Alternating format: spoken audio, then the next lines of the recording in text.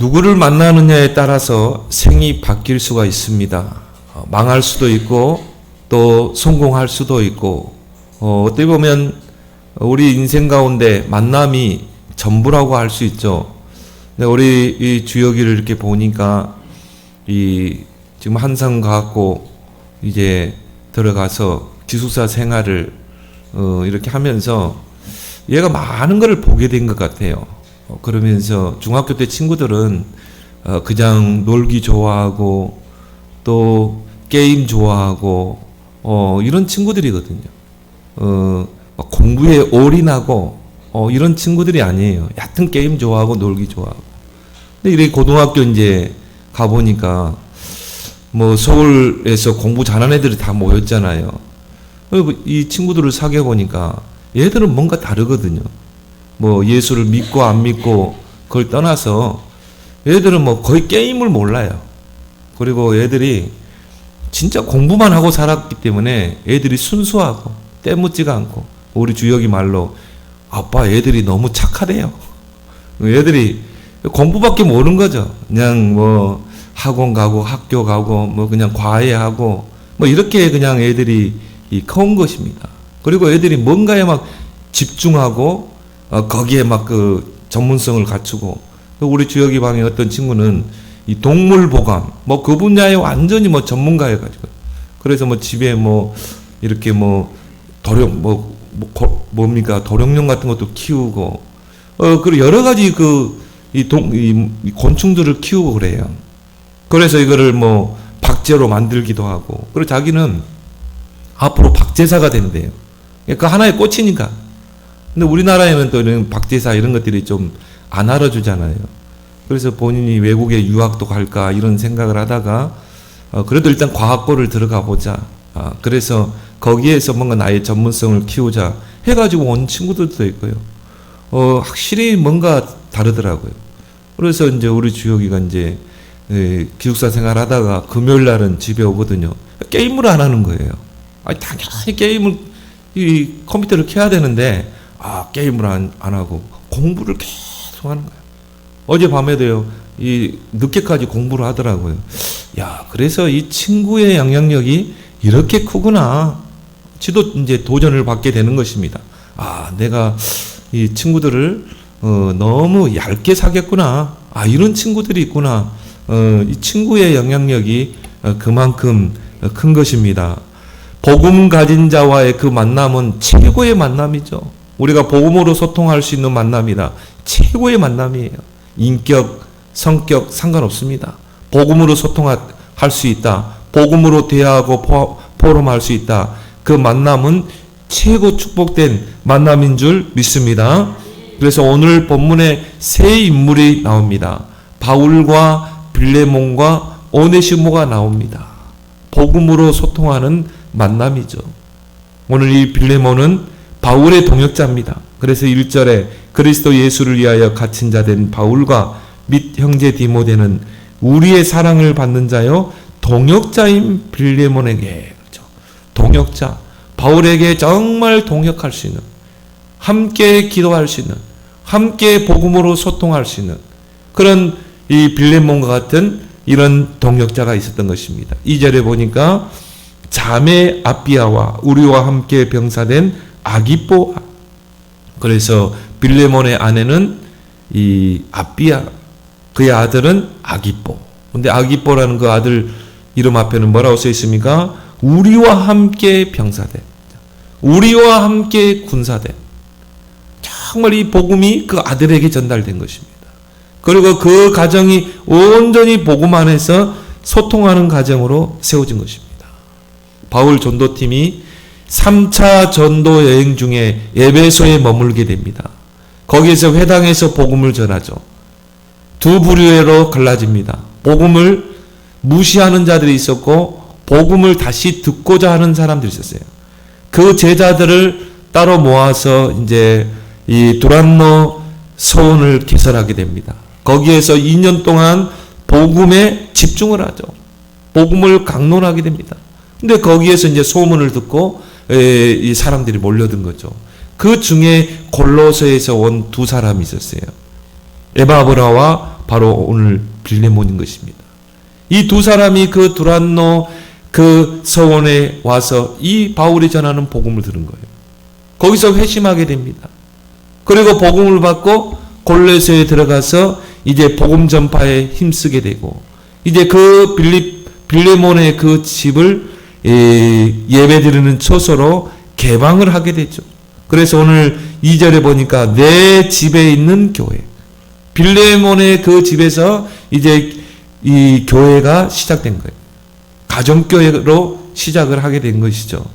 이 복음의 소통이 이제 두란노 서원을 통해서 골레서 지역으로 스며들게 된 것입니다. 그래서 오늘 5절에 보니까 이 빌레몬이 어떤 사람인가를 소개하고 있죠. 모든 성도에 대한 내 사랑과 믿음이 있음을 들음이니, 복음 안에서 모든 성도들을 품고 또 사랑과 믿음으로 세워주는, 아마 중직자였던 걸로 생각합니다. 그런 이런 중직자. 또 오늘 6절에 보니까 내 믿음의 교제가 우리 가운데 있는 선을 알게 하고 성도들과 믿음으로 교제하고 또 믿음으로 세우고, 그리고 7절에 성도들의 마음이 너로 말미암아 평안함을 얻었다. 이런 직분자 되길 바랍니다. 새신자들이 여러분을 딱 만나면요, 뭔가 평안함을 얻을 수 있어야 돼요. 뭔가 복음을 읽을 수가 있어야 돼요. 아, 저게 복음이구나. 아, 저게 복음의 능력이구나. 말로 안 해도 복음으로 소통할 수 있어야 돼요. 복음이 전달돼야 돼요. 이런 직분자 되길 바랍니다. 이게 빌레몬이었다 이 말이에요. 그런데 오늘 또 두 번째 인물이 나옵니다. 오네시모입니다. 빌레몬의 종입니다. 노예입니다. 근데 이 오네시모는 절도범이에요. 그 주인의 물건을 훔치고 도망한 자입니다. 그런데 오늘 이 바울이 또 나옵니다. 주인 물건에 욕심을 내고 훔치고 감추다가 결국 발각되어서 그 주인의 집에서 도망한 자, 그 도망한 자가 전도자 바울을 만난 것입니다. 만남이 전부입니다. 그 전도자 바울을 만나서 바울을 통해서 복음을 받은 거예요. 복음으로 각인 뿌리 체질이 바뀐 것입니다. 여러분, 각인 뿌리 체질이 안 바뀌면요, 절대 복음이 소통이 안 되게 돼 있습니다. 근데 저 사람은 복음이 절대 소통 안 된다. 이상하게 생각할 필요도 없어요. 뭔가 복음 아닌 다른 것들이 각인 뿌리 체질 내려 있기 때문에 그래요. 이 사람의 눈을 닫고 이 사람이 눈을 닫고 길을 막고 있기 때문에 이 복음이 소통이 안 될 수밖에 없는 거예요. 그래서 우리는 일심 전심 지속으로 복음을 집중하는 것입니다. 복음으로 각인 뿌리 체질이 바뀌어야 복음으로 소통이 되게 돼 있어요. 바울이 이 오네시모를, 형편없는 이 오네시모를 놓고 복음으로 계속 소통한 거예요. 그런데 어떻게 됐어요? 복음 제자로 세워진 것입니다. 누구를 만나느냐가 모든 걸 좌우하게 됩니다. 그래서 바울은 한 영혼이 새 생명으로 거듭나는 것을 해산의 수고로 표현했어요. 갈라디아 4장 19절에 나의 자녀들아 너희 속에 그리스도의 형상을 이루기까지 다시 너희를 위하여 해산하는 수고를 하노니, 한 생명을 여러분이 낳고 한 생명을 복음으로 소통하는 제자로 세우기까지는 해산하는 그런 수고가 있어야 한다 이 말이에요. 그걸 통해 우리가 아기를 낳잖아요. 아무 이 고통 없이 아기를 출산합니까? 여러분, 우리 여자분들은 다 경험했잖아요. 그런 수고를 통해서 새 생명이 탄생하게 되잖아요. 제가 얼마 전에 이 동물의 왕국, 저는 동물의 왕국을 좋아하거든요. 우리 집사람이 제일 싫어하는 프로가 동물의 왕국이거든요. 근데 저는 동물의 왕국을 참 좋아해요. 왜냐? 굉장히 많은 것들을 교훈으로 여기 삼게 되더라고요.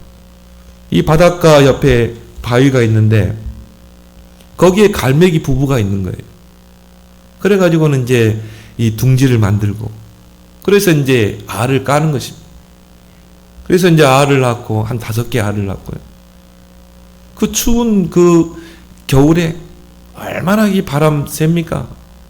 근데 이제 그 수컷 갈매기는요, 풀 같은 거를 물어와가지고 둥지를 만들더라고. 둥지를 보수하고.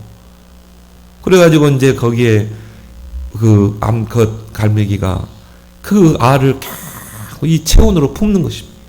근데 이 동물학자들을 물어보니까 그 알 속에 있는 그 뭡니까? 새끼가 엄마의 심장을 듣는데요. 심장 소리를. 여러분도 마찬가지죠. 여러분 태중에 있는 아이가요, 엄마의 심장 소리를 들어요. 엄마의 정서가 아이에게 전달되는 것입니다. 엄마가 평안하면 어떻게 돼요? 심장 뛰는 소리가 다르죠. 그러면 아이도 편하게 자라게 되는 것입니다. 그래서 그 알을 5개를 탁 품는데 아빠는 이제 막 먹이를 물어가지고요, 엄마한테 막 공수해 주는 거야. 왜? 엄마가 그걸 먹고 힘을 내야 아기를 품을 수 있잖아요. 그렇게 해서 이제 이 알에서 새끼들이 탁 나오는 것입니다. 그래서 이제 그 아이들을 위해서 또 이제 아빠는 또 계속 또 이 먹이를 물어다가 또 뱃속에다 집어넣고 또 여기서 아기들이 먹을 수 있도록 새끼 갈매기들이 먹도록 다 소화시켜서 토해가지고 그걸 또 이제 새끼들에게 다 주고. 근데 한 마리의 그 갈매기가, 새끼 갈매기가 피실피실해요. 뭐 먹지도 않고. 그러니까 이제 갈매기 그 부부가요, 막 안타까워서 거기를 떠나지는 못하는 거예요. 둥지를. 그러다가 이제 이 갈매기 하나가, 새끼 갈매기가 팍 쓰러지더라고요. 못 먹으니까, 약하니까. 그러니까 이 부부가 안절부절 하는 거죠. 막 콕콕콕 소리 내면서.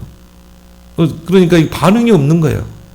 엄마가요, 그 암컷 갈매기가 그 새끼를 탁 품는 거 있죠. 탁 품어요. 근데 살아나더라니까요. 그 새끼가 살아나더라니까. 그 엄마 갈매기가 그 새끼를 품고 체온을 따뜻하게 해주고, 겨울이 얼마나 춥겠어요. 따뜻하게 해주고 막, 그러니까 이 새끼가 살아나는 거예요. 그래갖고 그거를 동물원에 쭉 보여주면서, 그래, 저렇게 한 생명이 태어나기까지는 그 엄마의 수고가 있지 않느냐. 그 엄마, 여러분 한 자녀를 키울 때도 얼마나 우리가 수고하고 애쓰고 기도하고 합니까? 그렇게 해서 우리 자녀들이 자라는 것과 같이 한 생명이 탄생하기까지도 우리가 이런 해산하는 수고를 해야 돼요. 여러분 불신 남편들 해산하는 수고를 하기 바랍니다. 품고 품어야 되는 거예요. 품지 않으면 새 생명으로 탄생하기 어려워요. 그래서 복음 가진 여러분들은요, 복음의 넓은 가슴으로, 복음의 따뜻한 가슴으로, 복음의 그 심장으로 여러분 자녀들을 품으라.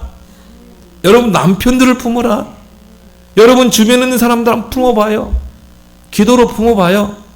거기에서 새 생명의 역사가 탄생하게 될 줄 믿습니다. 그래서 오늘 첫 번째 뭡니까? 복음 안에서 새 생명을 낳는 자가 되라. 오늘 10절에 갇힌 중에서 낳은 아들 오네시모를 위하여 내게 간구하노라. 갇힌 중에서 낳은 아들이 오네시모. 아기가 엄마 뱃속에서 태어나기까지는 10달 동안을 이 뱃속에 있잖아요. 그러면 그 아기를 임신한 그 엄마는요, 모든 고통을 다 견뎌내는 것입니다. 뭐 입덧도 하고, 뭐 얼마나 우리 집사람도 보니까 뭐 안쓰럽더라고요. 그럼 어떻게 도와줄 수가 없고, 물론 뭐 집안 살림 제가 이렇게 설거지도 하지만요, 그거는 내가 당해보지 않으니까 굉장히 고생을 하더라. 태어나서 만날 아기를 생각하면 이런 모든 고통들을 다 이겨낼 수가 있는 거죠. 기쁨으로 이겨낼 수 있을 것입니다. 해산의 수고를 통해 새 생명이 탄생하면 어떻게 됩니까? 그동안의 모든 그 고통들이 완전히 사라지고 기쁨으로 바뀌는 것입니다. 이게 새 생명이에요. 이게 복음으로 낳는 새 생명인 것입니다. 그 기쁨은 말로 표현할 수가 없는 것이죠. 이 오네시모는 주인 빌레몬에게 경제적인 손실을 입히고 도주한 자입니다. 도둑놈입니다. 노예는 붙잡히면 즉각 사형이에요. 그때는 노예 제도가 있었거든요. 계급사회거든요. 이 오네시모는 그 주인의 물건을 훔쳐서 도망해가지고요, 저 로마에 가면 자신이 은신처로 삼을 줄 알고 그 로마로 간 거예요. 그래서 로마에 가서 살다가 그 버릇이 뭐 오래 갑니까? 각인된 대로 나오죠. 또 로마에서 도둑질 하다가요, 붙잡혀서 감옥에 들어오게 된 것입니다. 근데 그 감옥이 바로 바울이 갇혀있는, 전도자 바울이 갇혀있는 그 감옥에 들어오게 된 것입니다. 이게 우연입니까? 하나님의 반드시 계획이 있는 것이죠. 그래서 이 바울이 그 오네시모와 이렇게 대화를 나눠보니까요, 이 오네시모가 바울의 그 동역자, 제자인 빌레몬의 그 종이라, 노예라. 전도자의 모든 발걸음 속에는 하나님의 계획이 있는 줄 믿습니다. 아니, 이 도망자, 이 오네시모가 로마로 도주해가지고 거기서 감옥에 왔다니까요. 알고 보니까 그 동역자 제자인 빌레몬의 그 노예라, 종이라. 바울은 이 형편없는 그 오네시모를 복음으로 품고 세운 것입니다. 그래서 복음 갇힌 중에서 낳은 아들 오네시모라고 그랬거든요. 바울은 감옥에 갇힌 신세였습니다. 감옥 생활은 열악합니다. 그리고 뭡니까? 바울은 건강이 좋지 않았어요. 나이도 늙었어요. 오늘 여기 보니까 나이 많은 나 바울이거든요. 나이는 늙고 또 뭡니까? 열악한 환경에서 건강도 좋지 않은 그 바울이요, 이 오네시모를 품은 것입니다. 그 오네시모 한 명을 복음으로 품고 제자로 세운 것입니다. 나중에 이 오네시모가 어떤 역할을 했습니까? 큰 역할을 하게 되죠. 오늘 18절에 만일 내게 불의를 하였거나 내게 빚진 것이 있으면 그것을 내 앞에서 계산하라. 이 오네시모가 너에게 손해를 끼친 게 있으면, 불의를 행한 게 있으면 그것을 나한테 청구하라는 거예요. 아마 큰 물건을 아마 훔친 것 같아요. 아마 그 빌레몬의 아마 보석을 훔친 것 같아요. 그래서 만약 이 오네시모가 너에게 불의를 행하거나 너에게 손해를 끼쳤다면 그것을 내게 계산해라, 내게 청구하라는 것입니다. 이 정도 가슴이 있길 바랍니다. 이 정도 가슴이 있어야 돼요. 사실 빌레몬도 바울에게 빚진 사람이거든요. 복음에 빚진 자죠. 그가 두란노 서원에서 바울을 통해 복음을 받고 또 제자로 세우셨잖아요. 그래서 바울은 그럽니다. 너도 나 자신에게 빚진 것이 있는데 나는 그거를 너에게 청구하지 않겠다. 오늘 19절에 내 자신이 내게 빚진 것은 내가 말하지 아니하노라. 너도 빚진 자 아니냐? 너도 정말 복음에 빚진 자인데 너의 그 노예인 종인 그 오네시모를 네가 정말 품어야 된다는 것입니다. 어떤 무너진 인생도 우리가 복음으로 품고 기도하면 세워질 줄 믿습니다. 이게 복음의 능력이에요. 복음 안에는 생명이 있습니다. 복음 안에는 능력이 있어요. 로마서 1장 16절에 이 복음은 모든 믿는 자들에게 구원을 주시는 하나님의 능력이 됩니다. 형편없는 그 인생이 복음 받고 큰 일을 하는 경우를 우리는 주위에서 많이 봅니다. 우리가 어거스틴 하면요, 바울 다음으로 대신학자입니다. 어거스틴이 어떤 사람입니까? 베르나입니다. 알코올 중독자입니다. 10대 때 40대 다 되는 과부와 결혼했다니. 돈 광고. 완전히 뭐 탕자와 같은 인생이죠. 그 어거스틴이요, 하나님이 역사하니까 변화돼가지고 대신학자가 된 거예요. 거기는 누가 있었습니까? 기도하는 어머니 모니카의 기도가 있었어요. 그래서 그 모니카가 교회에 와서 눈물을 흘리면서 기도하는데 그 암브로스 그 목사님이 왜 그렇게 우느냐? 어머니의 기도는 탕자를 돌아오게 한다. 기도해라. 모니카가 힘을 얻고요, 그 아들을 놓고 계속 기도하는데요, 하나님의 성령이 어거스틴에게 역사해가지고 그 탕자가 하나님 앞에 나와서요. 하나님의 큰 종으로 바울 다음으로 신학계에 영향을 줬던 인물이라. 어거스틴. 메시아를 작곡한 핸델. 알코올 중독자입니다. 불황자입니다. 그런데 하나님이 역사하니까 그 메시아라는 그 곡을 작곡해냈잖아요. 정말 여호와를 찬양하는 많은 곡들을 지어냈죠. 이게 복음의 능력이야. 여러분 평양의 그 대깡패 김익두 목사 완전히 주목세계에서 김익두 하면요 울던 아기가 울음을 그칠 정도로 평양의 대깡패죠. 이 사람이 복음 가진 장로님을 만나서 변화된 것입니다. 그 장로님이 그 깡패를 품은 거야. 복음으로 품고 세워지지 않을 자는 아무도 없는 것입니다. 복음은 새 생명을 낳게 하는 능력인 줄 믿습니다. 진짜 한번 품어보세요. 오늘 이 바울이 오네시모를 정말 품고 새 생명 가운데 제자로 탄생시킨 것처럼 여러분이 여러분 주변에 여러분 자녀들, 여러분 남편, 여러분의 모든 주변에 있는 사람을 품고 한번 기도해 보세요. 두 번째는 뭡니까? 무익한 자를 유익한 자가 되게 하는 복음의 능력을 체험하라. 그래서 오늘 11절에 그가 전에는 내게 무익하였으나 이제는 나와 내게 유익함으로. 전에는, 이제는 그렇게 나오죠. 전에는 무익한 자였지만 이제 복음으로 각인 뿌리 체질이 바뀐 오네시모는 이제는 유익한 자가 됐다. 이게 복음의 능력이에요. 로마서 1장 17절에 복음에는 하나님의 의가 나타나서 믿음으로 믿음에 이르게 하나니 오직 의인은 믿음으로 말미암아 살리라.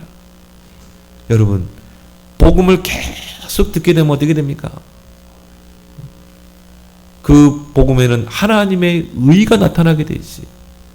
그 말은 뭡니까? 하나님이 역사하게 돼 있어요. 그래서 숨은 각인 뿌리 체질을 다 바꾸게 돼 있어요. 그래서 뭡니까? 믿음으로 믿음에 이르게 하느니라. 각인 뿌리 체질이 바뀌고 복음으로 내 인생이 체인지되면 어떻게 돼요? 믿음이 세워집니다. 제자가 됩니다. 그래서 우리는 복음으로 일심전심 지속해야 돼. 어떤 무익한 자도 복음은 유익한 자로 바꾸는 능력이 되는 것입니다. 그래서 전에는 무익한 자였지만 복음으로 각인 뿌리 체질이 바뀐 이제는 유익한 자가 되었느니라. 그래서 오늘 9절 10절에 나이가 많은 나 바울은 지금 또 예수 그리스도를 위하여 갇힌 자 되어 갇힌 중에서 낳은 아들 오네시모를 위하여 내게 간구하노니. 나이 많은 그 바울에게는 나이는 많고 몸은 병약하고 그래서 이 오네시모가 바울에게는요 얼마나 큰 의지가 됐는지 몰라요. 그래서 솔직히 바울은 그 오네시모를 곁에 두고 싶어 했거든. 곁에 두고 같이 복음으로 소통하고 같이 복음으로 기도하고 그잖아요. 여러분이 복음으로 소통할 수 있는 사람이 내 곁에 있다. 얼마나 큰 힘이 되고 의지가 됩니까? 그래서 이 오네시모를 곁에 두려고 했어요. 그런데 이 오네시모는 빌레몬의 종이잖아요. 그래서 내가 돌려보낸다는 것입니다. 오늘 12절에 그는 내 신복이라 이렇게 말합니다. 신복이란 말을 헬라에서 보니까 심장이다. 저 오네시모는 나에게 심장과 같은 존재다. 전에는 형편없는 자, 무익한 자지만 이제는 나의 심장과 같은 그런 소중한 자라 이 말이죠. 없어서는 안 될 자, 꼭 필요한 자, 생명과 같은 자, 이 그런 제자를 세우는 여러분 되길 바랍니다. 그래서 바울은 16절에 당부를 합니다. 이제는 종으로 노예로 대하지 말고 그 종 이상으로 대하라. 그리고 사랑받는 형제와 같이 대하라고 당부하죠. 이게 복음이에요. 그래서 계급사회, 신분사회, 봉건사회를 무너뜨리는 게 바로 복음입니다. 우리나라 조선시대 때도요. 신분사회입니다. 계급사회입니다. 그리고 남녀간에 함께 합성 못해요. 그런 사회였다니까요. 그런데 이 복음이 들어왔어요. 그래가지고 어떤 역사에 나왔습니다. 이 봉건사회, 계급사회를 무너뜨렸다니까요. 우리 어릴 때만 해도 예배당에 가면 가운데 이게 커튼이 딱 쳐 있었어요. 그리고 여기는 남자, 여기는 여자. 그래가지고 예배 드릴 때 오고 갈 수 없어요. 그렇게 예배 드렸다니까요. 제가 그 아프가니스탄 그 다큐멘터리를 보니까 아프가니스탄은 여자들이 히잡을 쓰더군요. 히잡을 쓰고 공부하는데요. 탁 이렇게 대학교에 종합대학인데 대학교에 가운데가 커튼이 딱 있어요. 여기는 여자들이 히잡 쓰고 공부하고 여기는 남학생이. 야, 우리나라 1900년도 조선시대를 보는 것 같구나. 내 어릴 때 예배당이 그랬거든요. 그런 조선시대에 이 복음이 들어온 것입니다. 그렇게 해서 이 상투 문화, 돈방대 문화를 무너뜨렸어요. 그 양반들 보세요. 상투 틀고, 갓 쓰고, 돈방대 물고, 그거 무너뜨렸습니다. 노세, 젊어서 다 노세. 늙어서는 못 노라니. 그거 다 무너뜨렸어요.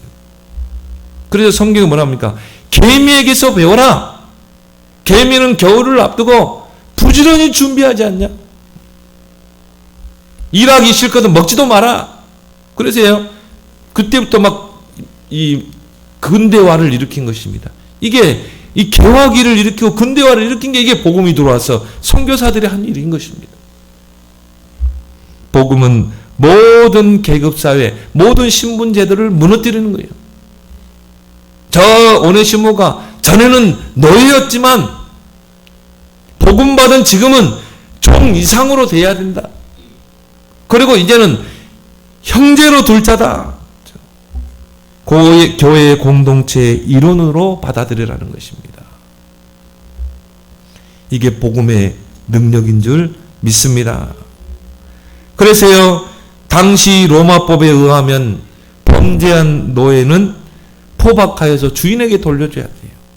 그러면 이제 법에 따라서 그 노예는 최고형을 받게 됩니다. 사형을 당하게 돼요. 그리고 뭡니까? 사지가 절단되게 돼 있어요. 그런 이제 중범죄를 저지른 노예는 사지 절단. 우리 이 조선시대 최고의 죄가 뭡니까? 능지처참이거든요. 양손, 양발, 4마리 소 해가지고 끌고 갑니다. 어떻게 됩니까? 뭐 사지가 다 절단되는 거죠.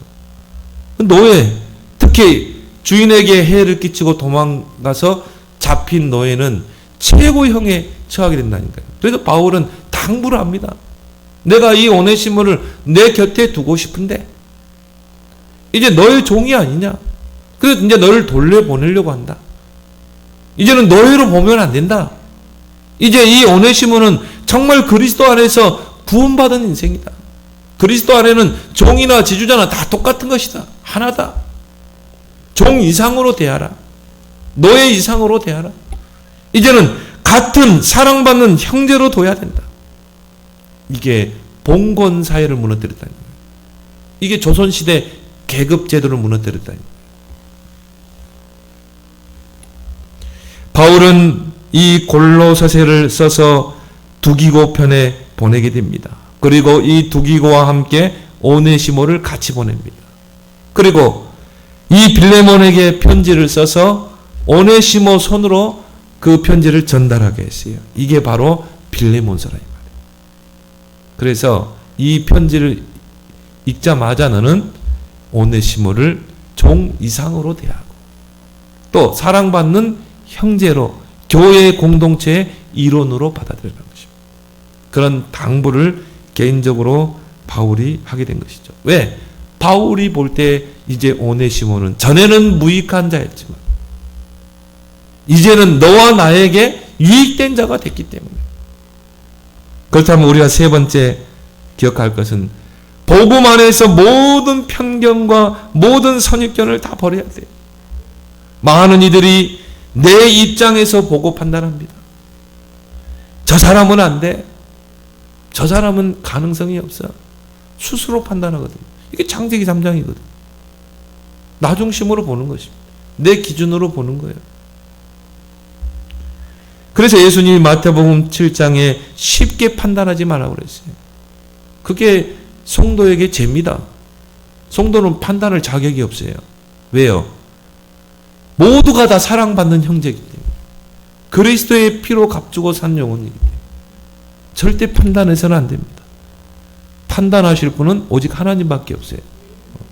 여러분이 목사님 함부로 판단하면 안 됩니다. 여러분 장로님 함부로 판단하면 안 됩니다.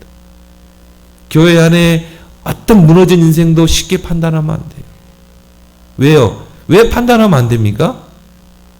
저 사람을 위해서 그리스도가 피 흘려 죽었거든요. 한 사람이 구원받을 때는 이미 하나님이 창세 전부터 계획했던 거예요. 창세 전부터 선택했어요. 한 사람의 영혼을 하나님 구원할 때 과거, 현재, 미래까지 천국 가는 그날까지 하나님 계산하고 불렀어요. 우리가 판단할 수 있어요? 판단할 수 없습니다. 판단은 하나님만 하는 거예요. 우리는 기도해야 될 줄 믿습니다. 기도해 줘야지. 근데 내 선입견과 편견을 가지고 판단해버려. 이게 창세기 3장이거든. 그냥 기도해 주세요. 여러분 판단할 자격 없습니다. 여러분 나도 연약한데 내가 무슨 누구를 판단합니까? 특히 랩런트들 쉽게 판단하면 안 됩니다. 저놈은 왜 저 모양입니까? 아니에요. 하나님이 언제 하나님이 세울지 몰라요. 그건 내 입장으로 다 보거든. 내 기준에 맞춰서 보거든. 나는 이런데 쟤는 왜 저럴까? 아닙니다. 우리가 쉽게 판단하면 안 됩니다. 그래서 럭비공과 랩런트는 어디로 튈지 몰라요. 지금은 조금 내 눈에 성이 안 차고 그건 내 기준이지. 여러분이 할 거는 아무것도 없어요. 저는 우리 두 자녀들을 키우면서 한 거 없거든요. 진짜 기도한 것밖에 없어요. 그리고 조금 가이드 역할만 해주는 거예요. 앞으로 시대는 이런 시대야. 처음에 우리 주혁이가 왜 나를 과학부를 보냈냐고 하거든요. 지금은 안 그래요. 너무 잘 가거든요. 지구과학, 그게 너무 수업이 재밌대. 저기는 이제 나사 간대요. 나사 간대. 그럼 너야 국가 장학금 받아야 돼. 근데 하여튼 열심히 해요. 근데 지금은 이제 그런 말 안 할 겁니다. 여러분은 가이드 역할만 해주는 거예요. 앞으로 시대는 이런 시대야. 4차 산업시대, 5차 산업시대. 너는 이렇게 준비하면 돼. 가이드 역할을 하고 스스로 하나님께 인도받아 갈 수 있도록. 우리 아이들이 달란트를 찾아낼 수 있도록. 우리는 기도의 배경이 돼야 될 줄 믿습니다. 보세요. 모세 보세요. 젖되자마자 왕궁으로 보냈다니까요. 과외하고 했습니까? 아니요. 젖대고 공주에게 맡겼어요. 그리고 요게벳이 한 게 뭡니까? 기도밖에 없어. 하나님이 세워가잖아요. 그거를 눈치챈 한나는 어떻게 했습니까? 젖되자마자 그냥 사무엘을 그냥 성전에 맡겨버렸잖아요. 우리가 막 달래고 이렇게 해라 잔소리 할 필요 없어요. 우리보다 랩런트들이 훨씬 훌륭합니다. 맡겼다니까. 내가 썸밋을 못 키우니까. 하나님이 사무엘을 키워버렸잖아요. 하나님이 다윗을 세우잖아요. 쉽게 판단하지 마세요. 여러분 기도하면서 아이들을 가이드로 역할만 해주면 돼. 야, 신학원 가야 돼. 왜 가야 되는가? 이유 설명해주고. 기도 수업해야 돼. 왜 해야 되는가? 정시기도 해야 돼. 왜 하는가? 그 가이드만 잘 역할을 해주면 되는 것입니다. 조금 부족해도 들은 거는 다 각인됩니다. 우리보다 훨씬 각인 잘 돼요. 마태복음 4장 19절에 내가 너희로 사람을 낚는 어부가 되게 하리라. 그렇죠? 하나님은 저와 여러분들을 사람 낚는 어부로 부르셨습니다. 복음의 눈으로 보면 많은 것을 얻게 됩니다. 특히 편견과 선입견을 바꾸면 제자가 보이게 돼 있어요. 그래서 복음은 어떤 무너진 자도 세우는 능력이 있다. 이게 딱 내 인생의 딱 기준이 되면요, 어떤 사람 다 품을 수 있습니다. 어떤 사람도 기다릴 수 있는 거예요. 바울은 감옥 안에서 복음으로 세운 이 오네시모를 자기 곁에 두고 싶어 했어요. 오늘 13절, 14절에 그를 내게 머물게 하게 하여 내 복음을 위하여 갇힌 중에서 내 대신 나를 섬기게 하고자 하나. 다만 내 승낙이 없이는 내가 아무것도 하기를 원하지 아니하노니 이는 너의 선한 일이 억지같이 되지 아니하고 자의로 되게 하려 함이라. 지금 오네시모를 곁에 두면은 얼마나 의지가 되고 힘이 되겠습니까? 특히 복음으로 소통하는 오네시모였기 때문에. 그런데 이게 억지가 되지 않고 자의가 되게 하려 합니다. 그래서 오늘 15절에 바울은 명확하게 이야기합니다. 그가 잠시 떠나게 된 것은 너로 하여금 그를 영원히 두게 하려. 그 오네시모가 도둑질해서 도망간 게 아니에요. 잠시 떠났다가 복음 받아야 되니까 잠시 떠났다가 나를 만나서 복음으로 세워져서 그리고 이제 너한테 가서 영원한 이제 이 신복으로 두기 위해서 잠시 떠난 것 뿐이야. 도둑질해서 도망간 게 아니야. 복음으로 보는 시각이죠. 모든 문제를 이렇게 복음으로 봐야 돼. 복음으로 해석해야 돼. 바울과 같이 복음으로 해석하는 여러분 되길 바랍니다. 이 주인 빌레몬은 이 오네시모를 만나고 용서했을 것입니다. 그리고 교회의 공동체의 일원으로 받아들였어요. 그 증거가 뭡니까? 이 오네시모가 훗날 골로새 지역의 골로새 교회의 목회자가 됩니다. 빌레몬은 장로가 됩니다. 어찌 이런 일이 일어날 수 있습니까? 신분제도 계급사회에서, 봉건사회에서 어떤 이런 일이 일어날 수 있어요? 교회 안에서는 가능하다. 집에서는 노예예요. 노예로서 일해야 돼요. 더 열심히 노예로 일해야 돼. 종으로. 주인을 섬겨야 돼. 근데 교회에 오면 달라지는 것입니다. 오네시모가 목사, 빌레몬은 장로, 목사를 섬기는 장로. 신분과 모든 계급을 뛰어넘어 버립니다. 이게 교회인 줄 믿습니다. 교회 안에서요, 여러분이 뭔가 자랑하고 하지 마세요. 교회는 철저하게 섬기는 것입니다. 그래서 사랑받는 형제입니다. 우리는 주 안에서 같은 형제예요.